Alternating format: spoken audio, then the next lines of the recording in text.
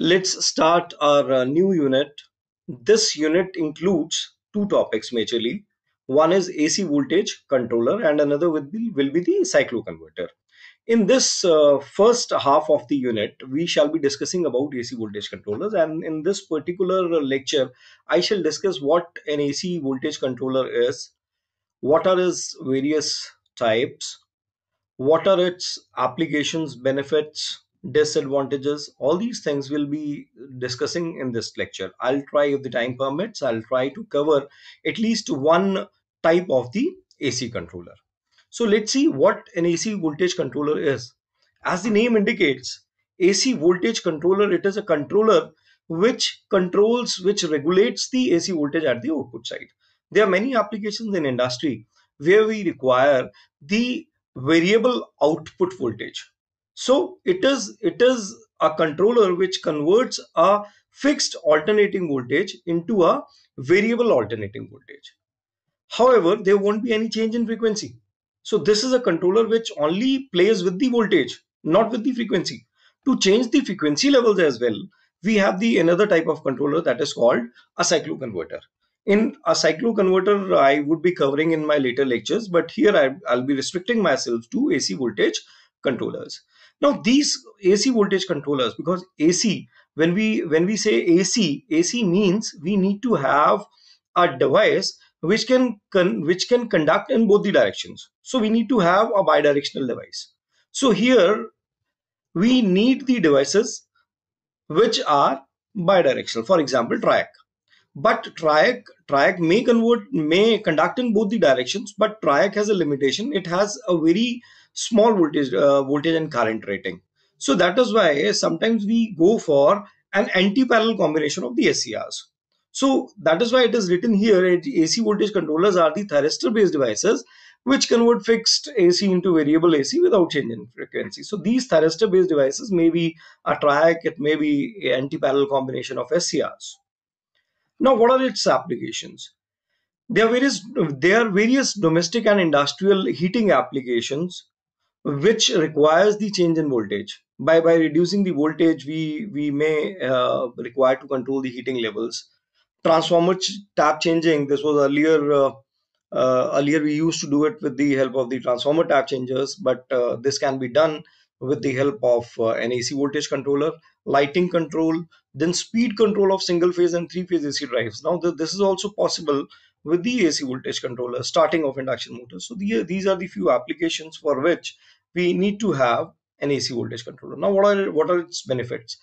Because it is only changing the voltage, and voltage can be easily changed by a transformer or auto transformer, whatever, depending on the requirement. We may go for an auto transformer. But why these AC voltage controllers have an edge over auto transformers or the chap changing transformers or the magnetic amplifiers or the saturable reactors?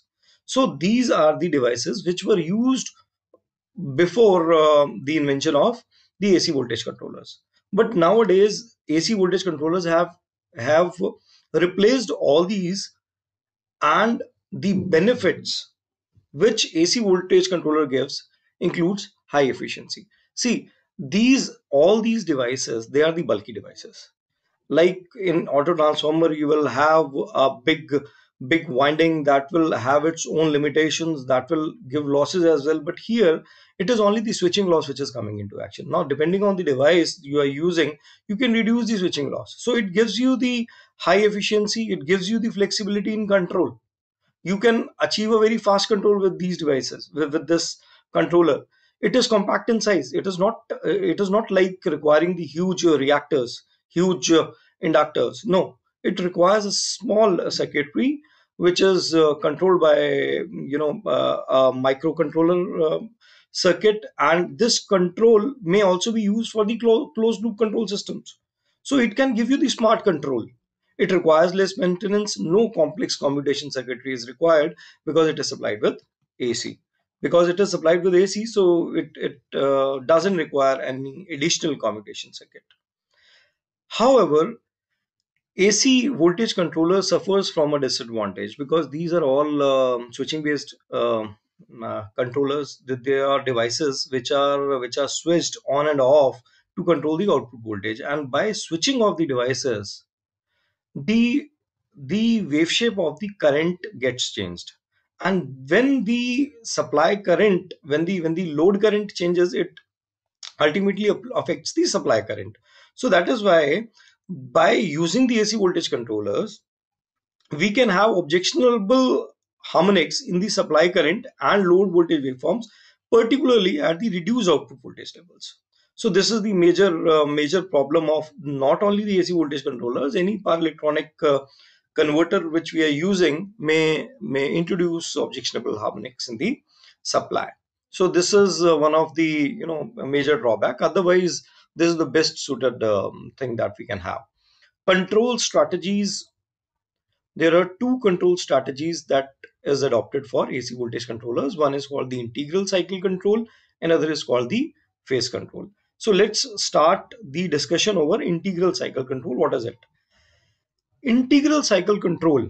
I'll be restricting myself to the discussion on single phase voltage controllers. Integral cycle control, it consists of the switch on and off of the devices. Let us say there is a load which is supplied through some triac. For the time being, let us assume there is a small triac. It is a single phase load. Now, by just by switching on few of the cycles through triac, we can allow the electricity to pass at the load side. Then for next few cycles, we can stop it. So basically, this type of control, integral cycle control, this is used for such applications where the time constant or the thermal time constant is very high. I'll explain you with an example. Let us say there is a furnace. That furnace needs to be controlled for say, let us say, a temperature of 1500 degrees centigrade is to be maintained by the furnace. Now, if I switch off the supply for say few cycles, say for 10 cycles or say 20 cycles, if I remove the supply for 20 cycles, then the temperature is not going to reduce immediately from 1500. No, it will take some time. Now, after 20 cycles, if I again switch on the supply to that furnace and maintain the supply say for 30 cycles, then again I remove the supply for 20 cycles, then I apply the supply for 30 cycles. So by continuously applying and removing the supply, I can make the furnace to maintain a temperature of 1500. So this could be easily maintained by this control, and this kind of control is called integral cycle control. So in integral cycle control, the devices, whatever you are using, whether you are using an SCR or a triac, whether these two devices, either of these two devices, they will be either fired at 0 degree or they will not be fired. So you allow the whole supply to pass, or you restrict the whole supply to stop, but for few cycles. So we can say that integral cycle control consists of switching on the supply to the load for an integral number of cycles and then switching off the supply for further number of integral cycles. Its application, as I said, it includes those applications which have high time constant, a large time constant, maybe of the order of several seconds. For this, we can use one of the best example is speed control drives, or another example may be heating loads. For such applications, almost no variation in speed or temperature is noticed if control is achieved by connecting the load to the source for some on cycles and then disconnecting the load for some time. This is called integral cycle control. Let's try to understand this with the help of this circuit. Now here in this circuit, I have assumed a heating load. Heating load means I have considered a resistive load. Resistive load here indicates that the voltage and current will be in same phase. Now these two are the devices which we would be controlling to control the output voltage.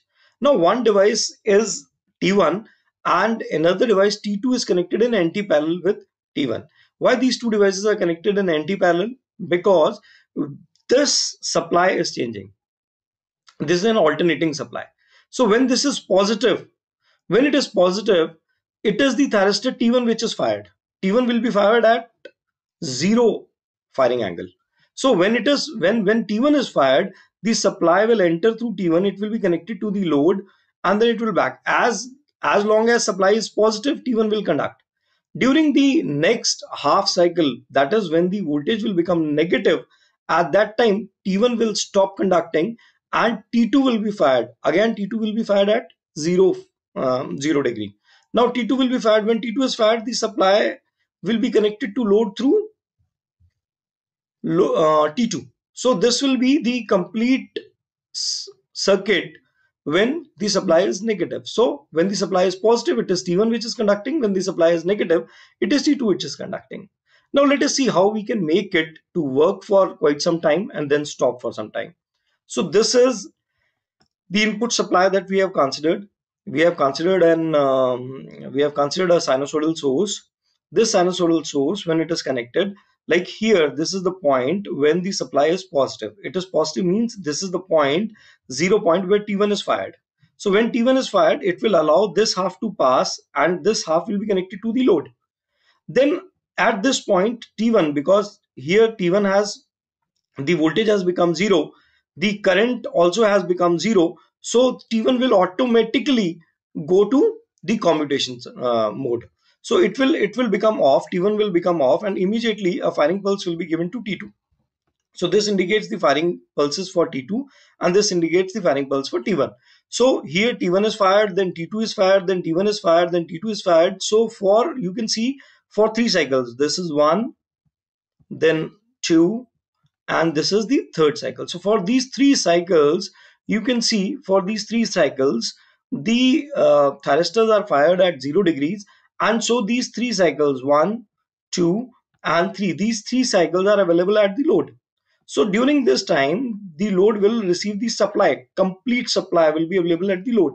Now for the next 2 cycles, 1 and this is the second cycle, for the next 2 cycles there won't be any firing which is given to these thyristors. So these thyristors will basically not conduct during this time, so there won't be any output which is received at the load. So in this kind of firing scheme, you could realize that the output is connected for 3 cycles, however it is not connected for 2 cycles. Then again for the next 3 cycles it is connected, then for next 2 cycles it is not connected. So how we can manage the output to vary is by suitably turning on and off of these devices. We say that the devices remains on for n cycles and off for m cycles. So in all my discussions further, I'll be using n for the number of on cycles. Like here in this case, the value of n should be 3, because for 3 cycles it is on, and m I would be using for the off cycles. That means in this case there are 2 cycles which are off, so here I will use the value of n as 3 and m as 2, because for these 2 cycles the controller is off. Then again for the 3 cycles, for n cycles it is on, and so on. So let's see if we do it, if we control it by this scheme, then how the output voltage will be calculated. Now here I have mentioned few names. Integral cycle control is also known as on-off control, because you are alternatively turning on and off the various devices. Burst firing, or zero voltage switching, or cycle selection, or cycle syncopation. So these are the various names for the integral cycle control. Now let us see how we calculate the how we calculate the RMS value of the output voltage. Why we require the RMS voltage? Because it is the AC supply, and particularly for the heating applications we need it. So V naught R square is equal to 1 upon periodicity. Now let us see how we are taking the integration limits. Now every cycle is on from 0 to 2 pi. So integration limit for the first cycle, it will be integrated from 0 to 2 pi, and it will be the integration of Vm sin omega t. It is quite obvious because it is the sinusoidal supply. So Vm square sin square omega t, this integration from 0 to 2 pi, and periodicity for this first cycle will be 1 upon 2 pi.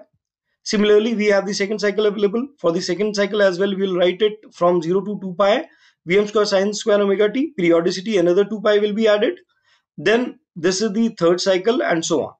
So the output is available for n cycles. So what we can write is, for n cycles, so n upon 2 pi. And how many are the total cycles? N plus m. For n it is on. So n in this case is 3. M in this case is 2. So we can write that 3 out of the 5 cycles are on. So n upon n plus m. Then integration is again same, 0 to 2 pi Vm square sin square omega t. So if we take its under root, we can easily find out the RMS output voltage, and this is the formula. If we further solve it, we get the output RMS voltage as Vs under root K. Now what is this Vs? Vs is called the supply voltage or the source voltage. And what is this K? K is called the duty cycle. In this case, in AC voltage controllers, K is referred to as N upon N plus M. Now here in this example, here in this particular example, because N is 3 and M is 2, so 3 upon 3 plus 2, it gives you 0.6. So duty cycle in this case is 0.6. Output RMS voltage will be Vs, whatever is Vs, into under root of 0.6. So that will give you the output RMS voltage. Similar way, we can find out the RMS load current. RMS load current can be calculated as RMS output voltage upon the load resistance R. So this could be easily calculated. Then power delivered to the load. Power delivered to the load may be I naught R square into R, I square R, or it may be V square by R. So V square by R, if we put here the value of V naught R, we get the power delivered to the load is as K VA square by R. RMS value of input current will be equal to RMS value of the load current, because whatever is the load current that is coming from the supply. So since load is connected to the supply through just a thyristor, so the current remains same. So input VA becomes Vs into Is. So Vs, we all know it is the supply voltage, the RMS value of the supply voltage, and I naught R is the RMS current. This RMS current will be calculated from here, and then if we multiply it, we get this formula for the input VA. Now input VA into power factor will give you the power delivered to the load. So from this particular relation, we can find out the value of input power factor as V naught R square upon R, and if we solve it further, we get this value equal to under root K. That means if you wish to find out the input power factor for this particular case, it would be under root 0.6. Now this is something very important and interesting as well. Here we calculated the value of output voltage, the RMS value of output voltage. Then we calculated the output value, the RMS value of the load current. Now, what will be the average current through the thyristor? Why we are interested in calculating this average current through thyristor? Because thyristors that we have used in this circuit is SCR, and the SCR are the unidirectional devices. Unidirectional devices means like T1 will only conduct when the supply is positive, T2 will only conduct when the supply is negative. So basically for one complete cycle, for one complete cycle, this is the time where T1 is conducting and this is the time where T2 is conducting. So that means T1, this half, let me take it 1, 2, 3. These halves will be passed by the thyristor T1, while these three, 1, 2 and 3, these three will be passed by T2. So basically T1 will be conducting for the positive halves and T2 would be conducting for the negative halves. So in every one cycle, T1 will be conducting for half, and every next half cycle T2 would be conducting. So if we wish to find out the average thyristor current, it will be an integration of Im sin omega t from 0 to pi, because each thyristor is conducting for just half cycle. That is why we have integrated it from 0 to pi. However, the periodicity will be taken as 2 pi for each cycle, because if you are considering the unidirectional flow of current from each thyristor, So for the next half, the current would not be flowing. So it would be a kind of half wave current which is flowing through the thyristor. So that is why the periodicity is taken as 1 upon 2 pi. So 1 upon 2 pi, 0 to pi, I am sin omega t. This will be for the first cycle. Similarly for the second cycle. Similarly for the n number of cycles on, we can find out the average thyristor current as n upon n plus m. Periodicity will be 2 pi. Integration from 0 to pi of I am sin omega t. When we solve it, we get it equal to Kim upon pi. Similar way, we can find out the RMS value of the thyristor current as Im root K by 2. So these are the two calculations for the average thyristor current and the RMS current of the thyristor. So this ITA, it would be same for IT1 and IT2. So whatever is the value for IT1, same will be considered for IT2. Let us take a simple numerical. In this numerical, I have just given you the values of the input supply. Input supply voltage is mentioned as 230 volts. So if input voltage is 230, it would be RMS. Needless to say, it should be RMS. So if we find out VM, it would be 230 root 2, which gives you 325.269 volts. So this is the maximum voltage. The frequency here given is 50 hertz. 50 hertz means the time period for one cycle will be 0.02 seconds, that is 20 milliseconds, and the load is considered to be a resistive load of 50 ohm. So this 50 ohm will be the value of R. Now controller is on for 30 cycles and it is off for 40 cycles. That means N is 30, M is 40. So N is 30, M is 40. We need to find out the time intervals, RMS output voltage, input power factor, whatever we discussed during the derivation, everything we need to find out here. So let us find out turn on time. Turn on time becomes N into the total time. So this comes out to be 0.6 seconds. Similar way, T off, it comes out to be 0.8 seconds. Duty cycle, it is N upon N plus M. So it gives you 30 upon 70. This comes out to be 0.4285.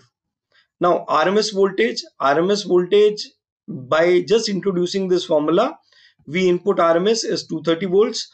This K, the value of K is 3 by 7. So if we insert this value, we get the output RMS voltage as 150.57. Now if we divide it by R, R is given to be 50 ohms. If we divide this voltage by R, we get the output RMS current as 3 amperes. Then output power I naught R, I square R. I square R gives you, this is the value of I, R is 50. So we get the output power as 453.42 watts. And input power factor, we calculated it is under root K. So if it is under root K, that means it is under root 0.4285. Now average thyristor current, just recall the formula, it is Kim by pi. So the value of K is known, the value of Im is known, the value of pi is known. If we insert all these values, we get the IT average as 0.88745 amperes. Similar way, if you wish to find out the RMS current rating of the thyristor, then it can be calculated by the formula that we derived earlier. It is Im by 2 under root K. So Im by 2 under root K, if we insert these values, we get the RMS current of the thyristor as this. We are interested in knowing the RMS and average value of the thyristor current, because unless we know these values, we won't be able to select the particular rating of the thyristor. So this is how we can go for the problems. These two problems I have given for your practice. Just try to do these two problems at your end. These are the similar problems. These would be using the same formula that we have derived. Well, I think this is enough for today's lecture. In next lecture, I shall discuss the phase control. Here we have discussed about the two control strategies. One is integral cycle control, another is phase control. In my next lecture, I will be taking over this phase control. How phase control is, you are already familiar with phase control. Phase control means the firing control. How by controlling the firing of these two thyristors, we can control the output voltage. So this would be my next lecture. In my next lecture, I shall be discussing the phase control for a load which is purely resistive. Thank you.